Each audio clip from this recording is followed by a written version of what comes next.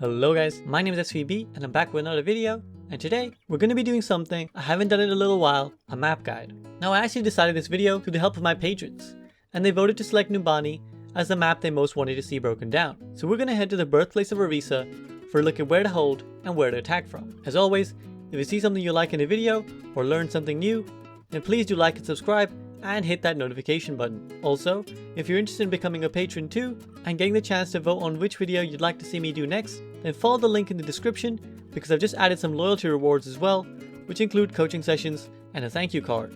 There is just one last announcement I'd like to quickly make if you guys would bear with me. As some of you will know, WoW Classic, that being World of Warcraft, drops on August the 27th worldwide. Now this is a game that I spent a decent amount of my childhood playing, and it's a great source of nostalgia for me, so I will be revisiting the game and will be playing it a fair amount. In fact, I plan on streaming it quite extensively, and I'm going to be going on as long a run as I can manage on the 27th with a couple friends. So if you're interested in the game, or you just want to see me pulling off some Leroy Jenkins type plays, then do make sure you join me on Twitch. And if you actually are going to play, then make sure you join my Discord server, because I will be creating a section for World of Warcraft, and I'm going to be trying to organize some guilds, and as the game goes on and as people start leveling, we'll see if we can get some fun raids and stuff going. But that's it. More info on that through my Discord, through my Twitch, so join those, follow those. And now, without any further delay, let's move on to the video. Let's get to it, guys. So here we are, Numbani, one of the original maps of the Overwatch pool. Unfortunately though, despite being around for so long, Numbani still seems to elude quite a few people in the Overwatch player base, and a lot of people are quite unsure where to attack, where to defend, etc. So we're going to start with point A, and we're going to look at where you can defend, and what kind of things you need to be watching out for. So essentially when defending point A of Numbani, you have three options. This high ground here, this area here, or this area here. Now of course if you wanted, you could hold here, but this is a really bad decision and I'll get to why later. So for the time being, we're just going to focus on these three main areas in the high ground, why you'd kind of hold between each, and what the benefit of each of them is. So the first and most common one is probably this high ground here, which is the narrow choke point high ground, let's call it. So obviously the biggest feature of this side of the high ground is that it blocks this entrance for the attackers, which often attackers want to take because it's the easiest route to the high ground. But also it's a very narrow and clumped up area. So if you're the kind of team comp that thrives on zoning people out, on holding narrow corridors, on holding narrow choke points, then this is definitely the area for you. As you can see, the space from one side to the other is very, very small, meaning people can get cramped up, you can Maywall people here, and generally it's a bit of a nightmare to go through. Now the other area you can hold is essentially on this high ground, and it's kind of two positions, but they kind of meld into one, and you really want to be switching around a little bit. So let's just briefly talk through this area, then we'll talk about why you choose one over the other. So the feature of this high ground is that it has a perfect view of the point. All the way from here to here, you can basically have great sightlines looking down on point. From this area here, you can't really see the street, which is a bit of a negative, but you could equally call it a positive if the enemy has something like a Widowmaker, because now suddenly they don't have sightlines on you, so they're forced to come up all the way here before they can even see you, or they're forced to go all the way on point, again at which point you have the high ground. Now all the way rotating around, you do have a sightline of the street phase from over here, and you will quite often see compositions tucked away here, long sightline heroes like Ana and Widowmaker and other snipers kind of looking down this corridor, often dueling it out with snipers on top of that bus. So the biggest feature of Numbani really is this high ground, and it really has to be addressed, and as a defender you're really looking to exploit it.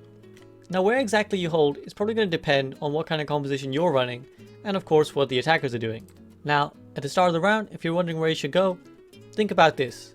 Do you have the kind of comp that thrives in long distance or short distance? As we discussed, this high ground is very, very narrow, relatively speaking, and of course it forces the attackers to come through an equally narrow choke point. Now if your team is running something like a Ryan Zarya or even a Sigma Zarya now, you are a team that essentially does want to be close. You do want to be in narrow areas, and you do want to keep the enemy within your range. So now this area becomes your perfect playground. This doorway can basically be entirely covered by a Reinhardt shield, and it provides a decent area for him to charge and pin people in as well, because he doesn't actually end up going too far. The other advantage is that if you are running a short range comp which features something like a Mei, you always have the option of walling them off as soon as one person goes through, and generally, like I said, this is a great place to brawl. The other feature of this high ground is that should the enemy decide to go from the low ground, it's a lot easier for you to drop down on top of them and rotate that way. So usually if you are setting up here, you probably want someone who's hanging a little bit further back, maybe one of your healers or one of your DPS is kind of roaming around this area, one, to check this angle, and also to be cognizant of this angle. You periodically maybe want to drop and peek and just check if you don't know where they are. Make sure they're not coming from here to sneak up on you, and make sure they're not coming from here to sneak up on you. But if you do see them coming from inside the tunnel, for example, it's fairly easy for you guys to come here, drop down, and now you're in their face. Now you can get right up against them, and now you can use that short range comp to brawl it out again. In comparison, this whole side is a lot more long distance. As you can see already, these sidelines are very long. From one end to the other, it's quite a big distance. Now this generally favors the reset type comps, where you can kind of set up a shield initially around here, and then rotate around here when they get towards point, and you can cover your bases, cover all the angles. From this point you can see you kind of get a great view of the point, and of course there's a little hideout here should you get too much pressure. Your healers, etc. can start to hide out here. Of course there is the danger that someone flanks from this tunnel, but as long as you're aware and keeping an eye on that, it shouldn't be too much of an issue. Now, by holding here, you do give the enemy the chance to come through that little doorway and take this high ground. But again, if you're a team that thrives on the long distance, then it doesn't really matter. You fancy winning the long distance fight anyways, so you're probably a comp that feels confident that you could maybe win the shield war, or you feel you're a comp that can get a lot of picks. Maybe you have a couple snipers who you feel might set up on this high ground, etc. Might even go all the way out here aggressively looking for picks. And essentially, your biggest concern is not to let them close to you.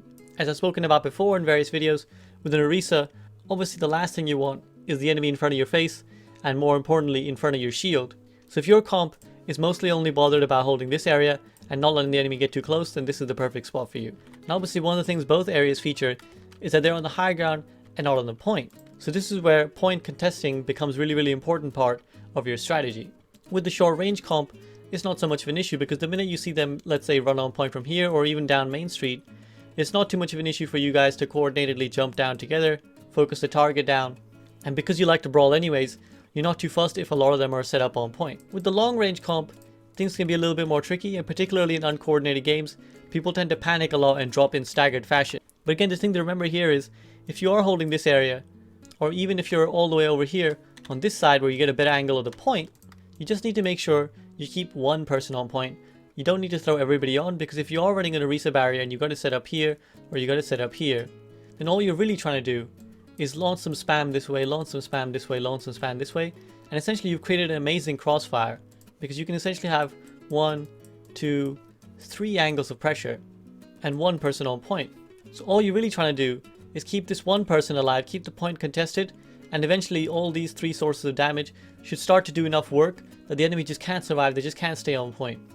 So in conclusion, this area, a lot more straightforward and a lot more centric for broadly short range comps. This area can be a lot more abusive and is really strong in the long range, but it does require you to have a little bit of composure and to have a little bit of a game plan, to have somebody like an off tank constantly touching, constantly keeping the point alive, because you don't really want your Orisa to be forced to drop down and drop her shield, because again, like I said, now they can walk through, now the enemy can just walk past your shield and start taking swings at her. Now you'll see a lot of full holds on Numbani because of this high ground advantage, but if you do lose point A, well then the streets phase can be very tricky to handle. It's a place you don't see most teams actually successfully holding, but there are a few areas that you can kind of make use of that might allow you to be the exception to the rule. Now primarily where you hold will quite often be defined by how your team died when losing point A. If you all died together and you all got good respawns, i.e. all of you spawned in the spawn room that's originally out here, then you're in a great position, because now all of you can come out from here and you get to hold this choke point right here. This is probably the best place to hold on Numbani A, other than right at the edge of point B. The benefit of holding here is that essentially there's only really one major path that comes through this direction. Of course, as you can see, there's this little doorway here, and the enemy can take a very long way around and try to flank you from this side. But like I've alluded to, it is very long, it takes a lot of time, and it's actually fairly easy to shut down as long as you're relatively paying attention and you just got somebody keeping an eye on these 2 areas. But generally, this choke point is really narrow, it's really oppressive, and even though it is very close to the attacker spawn room, because the payload itself is here, it's actually making things worse for them, because on top of this already narrow area, it further narrows how much space they have to work with. Now they have to try and jump over the payload if they want to get a good sideline on you, they have to squeeze around to here, they have to go all the way around to here, and all the time, the payload is providing you with excellent cover, excellent places to hide. You can use this doorway to peek in and out, you can use this car to peek in and out, and you can even take a couple steps back and you can use this bus as a little bit of cover and this pillar as a little bit of cover. If you lose at that choke point though, you kind of have to back up quite far. Nowhere in this area can you really hold, because if you try and hold here for example, There's just too many ways for them to flank you. They can come through this door. There's another door back there. They can go around here on this bus. They can go up the stairs here and come up over the top. So this area is very, very deadly. You definitely don't want to be holding around here. So you kind of have to keep backing up until you basically reach this corner. Now, as always in Overwatch, corners are your friend, and they're kind of the areas you want to be holding. But even this one isn't super great, because once more, you have lots of options for the attackers to come through. They come from the high ground, come from the low ground, they can go from behind you, and there's even entrances all the way over left over there. Wall climbers can come from up here, and of course there's the long flank all the way from back here as well. So this area is usually where you will see fights taking place on point B, because if you all die in a staggered fashion and can't get to that choke point, then basically all of this is almost free push for the enemy. But once they get to this area, this is where you will see a lot of teams hold out on point B, because like I said, you can hold this choke point, but also there's lots of areas for you to kind of back up to safely, because there's lots of little bits of cover that are suddenly starting to get less flankable. So for example, you can back up to this car here, you can back up to this corner here, and of course remember that the payload itself will be a source of cover. So if the payload is all the way here, a couple meters from the checkpoint, you now have a place to crouch down behind. You can use this doorway, you can use this place like I said, and you can always set people up on the high ground up here. And the hidden advantage of this point, of course, is that it's the closest area to your spawn, and it's very, very far away from the attacker spawn. The longer the fight goes on, the better it actually is for you. So yeah, if you're going to hold, I'd hold at the first choke point, or try and hold around this area, again using all this natural cover for your favor. You can even sneak a couple supports behind this pillar, and like I said, try and use the high ground if possible. Try and get someone set up here, because this is a really, really great angle, and I'll just show you as well from this perspective what a good perspective it has on the point. So again, perfect for a soldier or Hanzo, even a Widowmaker, to get set up here, start raining death down. Now it's not unusual, of course, for hybrid maps to go all the way to point C if they don't get stopped down at point A, and Numbani C is the kind of place you want to be defending at, is the kind of place that you will see defenders start to stop the payload. Again, where you kind of hold depends on how you guys spawn, but ideally you want to be holding this corner now. This corner is again another great source, because again you're restricting the attackers to two main paths. Essentially they come from here or they come up from this high ground. Now of course, once again, the payload has to be moved, so at least one of the attackers is going to be around here, and more importantly, this area can quite easily be guarded. So let's just talk through this one first. As you can see, this is again a fairly narrow, choky kind of area, and you will very, very rarely see entire teams come up here. Usually you'll just see one or two players, generally flankers, trying to exploit this little area. And all you really have to do is send one of your own DPS up here, preferably someone like a Reaper or Doomfist, someone who thrives in these short, narrow areas, and it'll be fairly easy for them to patrol. And of course they can call out, so if you do know that someone's coming from up there, again you can become easily prepared. All it really takes is for you to back up a couple steps, and now we're back to the two entrance scenario. Either they come out of here or they come out of here.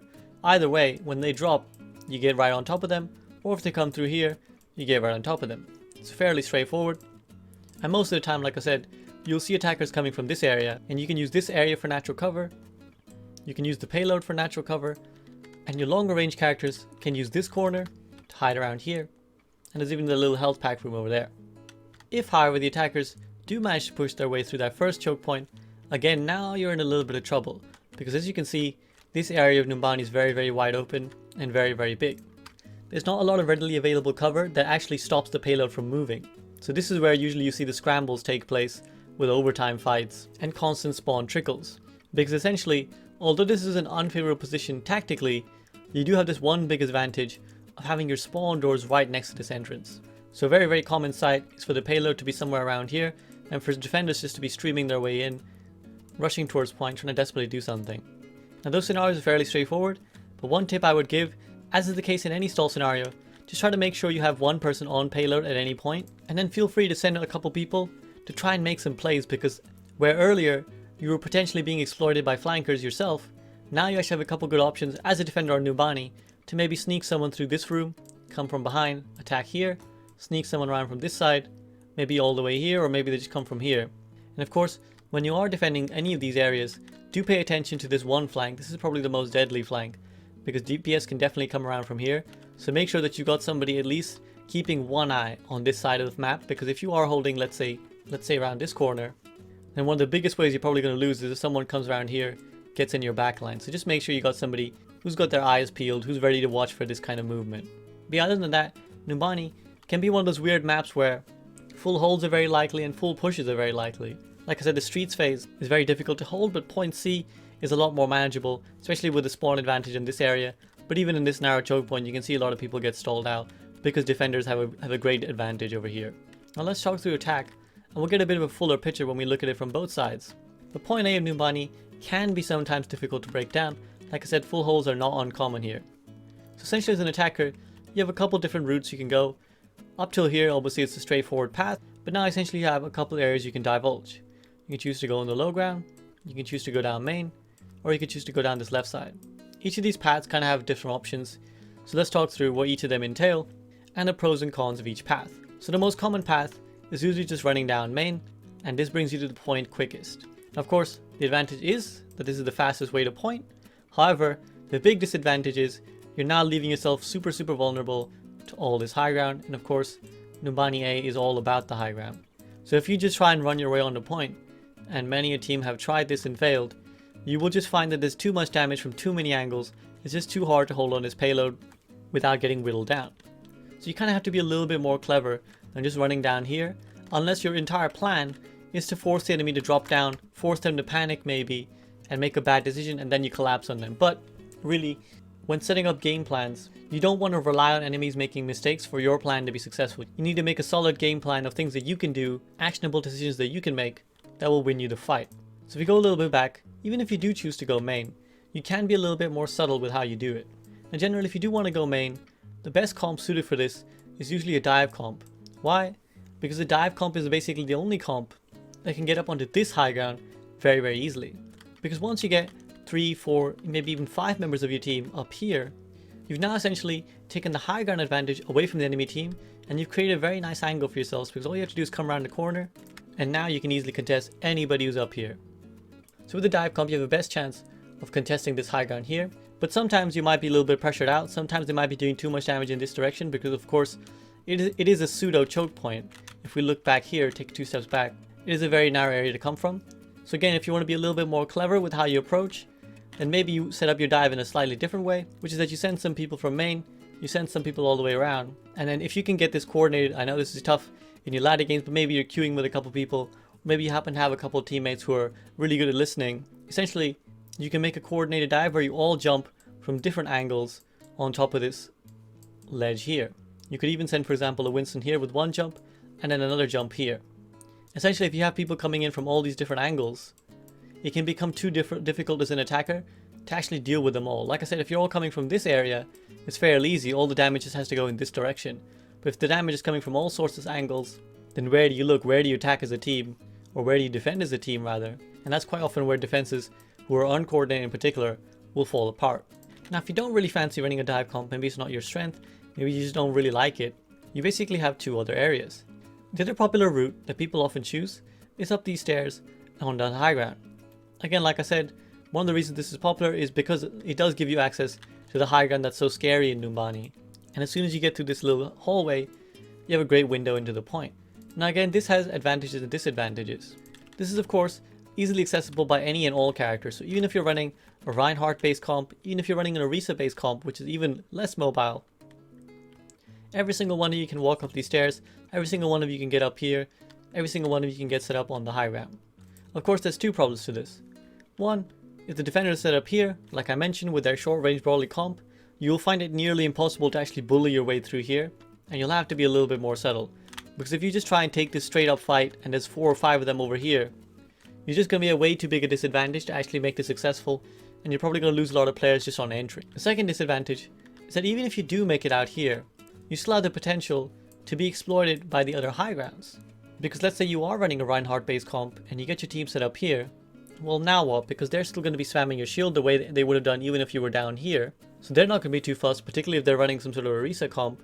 And eventually you're going to have to touch point, because that's what you need to flip the point. So the minute you drop down, you're now back in the same position as if you had just run down main all along. Because once again, you're getting spammed down from these angles. So the biggest reason to go to this high ground is if you feel that your comp can actually make use of this kind of area or this kind of area as well as the defending team could. So maybe if you are running an Orisa based comp, then you're quite happy to set your shield up here, and now you're going to be spamming them in return, and maybe you feel you can outspam them. Maybe you want to run a Bastion strategy, for example, and you just want to get your shield set up, drop your Bastion in turret form, and now you just mowed them down. Easily you'll win the shield war, and then easily you'll be able to kill them off and drop on a point afterwards. The other reason to take this high ground would be if you think you can actually win this fight here. So let's say, for example, you've noticed that the enemy team is running a dive defense, and maybe they got a couple people set up here, a couple people set up here, and only a couple people up here. And now you fancy that with your Reinhardt based short range comp, your Sigma based comp, or maybe even your Orisa Hog May Reaper, you feel like, you know what, if it's just a couple of them, we can take this fight. Then it's definitely in your favor to go through this chokeway, because they just won't have enough pressure on this doorway. You can make your way through, you can probably brawl and kill these couple characters who are set up here, and now you're in an advantage. Now if you do drop down, you're at least at a player advantage, so it'll be a lot easier for you to sustain, and it'll be a lot easier for you to kill any of the people contesting point from the defending side. So really, when you make the decision to go up here, make sure you understand why you're doing it. Don't just blindly run off this chokeway, because it can be a difficult place to get through, and it can land you in a bit of trouble. Do it if you A, believe you can make use of this high ground, or if you feel you can actually bully your way through this choke point without taking too much damage. Because if not, there is a smarter way to go, and that's basically from under here. Now, like I mentioned, most teams tend to set up above this area here. So by going under, you essentially take the defenders by surprise, because they won't see you. You're in cover for this entire distance. So as you're running through here, they have no idea where you're coming from unless they've got someone set up on the stairs. Because if they don't see you quickly enough, now suddenly you've caught them by surprise. So now you can have the option of jumping on their point and causing panic. Because if they see you coming down main all the way, they'll be relatively composed. They know exactly what you're doing. And on top of that, you'll take a lot of entry damage, either to your shields, or potentially even to a couple members in the back line. They might get picked off. If you come through here, you're under cover for the entire duration. So when you pop out, all you need to do is just hold this kind of area here and use this cover to hide people around. Or you can hide people in the payload, or you can even hide people in this room. And now by the time the enemy team have even had a chance to respawn, you probably even got one tick ready. So if you can use that room to sneak your way through, that's a great element of surprise, and any way you can surprise a defender is always a great shout. And the other benefit of going through that room is that you don't actually have to go straight to point. You now have access to these stairs, and now you again have two options. Let's say the enemy is set up with a very stubborn comp on this area. Well, now maybe you can attack them from behind, pick off a couple of the weaker members. So you have the option of getting at their backline, or you have the option of going through here, and maybe you can sneak up on the Orisa based comp from here and start brawling them out in this side. Or you can get your own long range comp set up here, and you can turn the tables on the defenders and essentially do what I suggested on defense, which is that if you have the Orisa comp here, well, now you set up for free win time, get all your spam going, bam bam bam, break shields, easy win, kill them all, cap point. There's also another flank which you can do from the left hand side, that is if you're facing the attacking side, which is all the way around here. Now the benefit of this is that again it can be hard for the defenders to see coming. They won't really be able to see this far out, so unless they have sent someone forward to scout, if you sneak around here, you have a very good chance of making it at least this far without getting spotted. Now the slight disadvantage to this is that again you do actually force yourself into this choke point. So if the enemy see you, let's say they have somebody set up here as a DPS, and they spot you quickly enough, you're actually in a really bad position, because you're now staring at a really oppressive high ground that you can't reach, and you've only got one place to go. So if they can get their Reinhardt drop down here, or if they have a Mei and she's ready to wall you off, well, now you have to deal with this battalion of death raining down on you while you have no real means of responding. So it can be a little bit tricky if you get caught up here, but if you're fast, again you end up with the same advantage you had if you'd gone bottom, which is that you can sleek your way onto point quickly and surprise the enemy that way, or you can go up these stairs, and now you have access to both this side and that side. Now, you finally cap point A, you're ready to push the payload. This is when things start getting a little bit easier for you. In fact, a lot easier for you as an attacker. Because like I mentioned, the streets phase in Numbani is very difficult to hold on. From this area to this area, you really shouldn't have much problem, because this is so attacker favored. There's so many angles for you to flank from, so much open space for you to exploit. But if you do find yourself in one area getting stuck, which is this one as I mentioned, then it isn't all hope isn't lost. You do have a couple options. So let's say the payload is stuck kind of here, the enemy all got good spawn, and they're all here, all in your face, making it really hard. And the best solution to this is usually a good set of ultimates, more than anything. As an attacker, remember that you can afford to lose fights in a way the defenders just can't. If the defenders lose this fight, they lose this entire ground. They have to give up all this space, and they're going to be forced all the way back towards the edge of point B. But as an attacker, you don't have that worry. You can come in here, You can lose 1, you can lose 2, you can even lose 3 fights, as long as you build up a nice set of ultimates, and then you combo your way out of here, because this can be very, very tough. So this is when you maybe want to start launching div bombs over the top, you maybe want to build a graviton, build a dragon, or any set of powerful ultimates that can essentially force the enemy to move away, to scatter away, or even get kills ideally, and then you can push your way forward. Now once you do that, you push. Again, if they decide to hold anywhere around here, just make sure you punish them, make sure you exploit all this open space, because you can still send the attackers around from that room, but now you can start using this angle here, you can start using this angle here. You can even send people all the way around from here. You can go inside this little room where the little health pack is, sneaky, come out from here, get in their backline. Or you can even go on this high ground here, use the stairs, come up top, sneaky. And now look, you've got great access to the high ground. So if you get up all the way up here, and they don't see you coming, maybe they're set up here, well bam, they're about to get a fire lit up under their ass. So make sure if they do try to hold around this sort of area, you definitely want to use all these spaces to punish them. But other than that, fairly straightforward. You push. And again, this is kind of an area where attackers sometimes get stalled out. But again, this is where you have to be smart. Make sure you're not using too many ultimates in that prior phase. Make sure you're saving your ultimates for this kind of area here. Because this is again another sort of situation where you'll be wanting to use anything to just dislodge or disrupt the defenders for long enough. Anything like a Diva Bomb, anything like a May Blizzard are the kind of things that are going to force people off point long enough for you to just get that last bit of cap. But even then, you do have some options of flanking, and again, like I said, if a defender is sleeping, he's not really paying attention, then these kind of flanks will really come up big, they'll really come up powerful. Now, finally, point C unlocks, and this is one of those points where you either snowball it and you go really quick and it feels really good, or you can kind of end up getting stalled out here for a fair amount of time. So what I'd suggest actually, if you're still on B and you're pretty confident that you're going to win this fight, you're going to unlock C, then make sure that you actually push out and take all this space. This is a really important and underrated aspect of Overwatch, particularly in maps like Hybrid and Escort, where as an attacker, you can actually kind of control where the fight takes place. If you think of 2CP for example, you really don't have any control as an attacker where the defenders are going to hold. They're going to hold where they're going to hold, and you have to adapt your game plan accordingly. But on Escort, on Hybrid, if you push out far enough and if you take the space away from the defenders in the first place, they have no choice but to hold where you tell them to hold. So if you're winning the fight on point B and you all sit 6 members over here on the payload doing nothing, playing patty cake, then you give the defenders a chance to all spawn up, come all the way here, and meet you here by the time the payload is actually pushed. So if you get the cap on point B, make sure that you push all the way out, push right up to the top, and make sure you come all the way here with your shield tank, whoever it is that you're running, make sure you take all the way up to at least here. At least this angle is what you need to be taking. Because once you get around this corner, like I said, the terrain is actually super in favor of the attacker. Defenders don't have much going around here other than their huge spawn advantage. So if you can push up and hold this angle, you've now got an amazing spot. Because guess what?